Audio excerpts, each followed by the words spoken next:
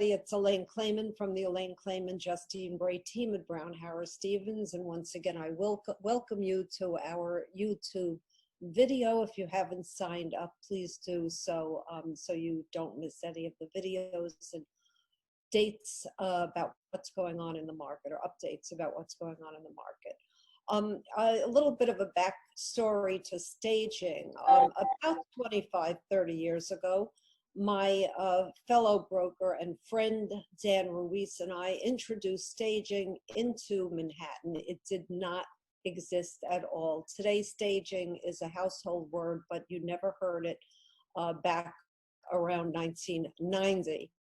You did hear it in California, but you did not hear it in New York. And Dan and I discussed it and started to present it to sellers, and now it is certainly used everywhere. And it is extremely important, and right now making your home look attractive is as important as ever.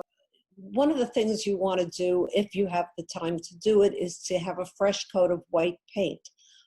If you have deep red walls or green walls, it does create a very dark atmosphere and absorbs light, and it is not good. So we highly recommend that you do a decorator white scenario. Also, decluttering is very important. You don't want oversized, bulky furniture in a room. Less is more, although furniture is important because it does give scale to an apartment. We prefer that there's no religious symbols, because when we bring buyers in, we want to make them as comfortable as possible, and we want them to relate to the apartment. So you want it to look like a model apartment, not your apartment. It's something they should feel that they can move into. We also suggest things like one focal point on a coffee table, not a coffee table that's filled with books and tchotchkes and all kinds of things. You want to have one focal point, so when we sit the broker down in your home, they can start to feel relaxed and feel like it's their home. We prefer no family photos. Once again, it becomes your apartment, not their apartment. We want them to envision themselves in the apartment, not that it belongs to you. Some additional things, the kitchen.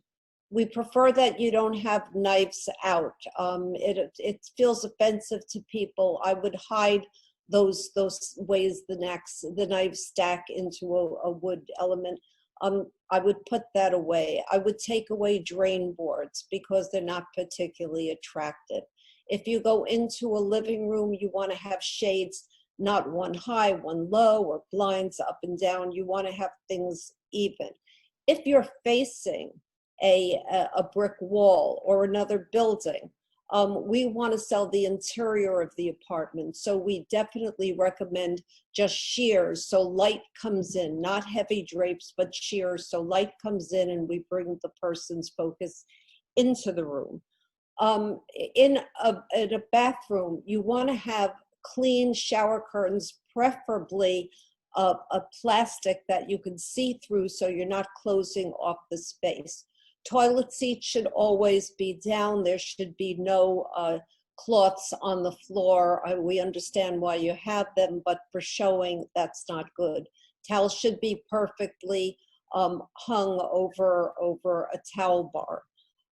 Some other suggestions. I suggest you don't have newspapers on the table. We used to think it's homey 30 years ago, but in this highly politicized environment, I would not have the Journal there. I would not have the New York Times. I would have flowers. I would have cookies. I would have anything but anything political that can separate people from feeling good about the apartment. And finally, I'll just mention degenderizing. I've been interviewed many times by the Times and other periodicals. Very often when you have a 30-something apartment, particularly a man's apartment, you'll see black leather couches or brown leather couches. And women don't connect with it, just like men may not connect with a very frilly coverlets on a bedspread, So what you want to do in that case, you're not going to get rid of your couch, but you may want to put yellow pillows down, something that's more neutral. We don't need all your trophies out for every soccer game and baseball game and football game you ever won. I would put them away because, again, 50% of the population is not going to connect with that very heavy male-oriented design. So those are some of the suggestions that we make, and we can certainly walk you through making other suggestions, and we're always here to help. So if you're thinking of selling or buying, please call me, Elaine Clayman. My cell phone is 917-566-7833. If you call the office at 212-906-9253, I will get it on an email and be able to respond quickly. Justine Bray is my daughter and my partner, and you can also email her at jbray, B-R-A-Y, at bhsusa.com. All of the information is on this video, and we look forward to speaking with you soon and helping you buy, sell, or rent anywhere in the world.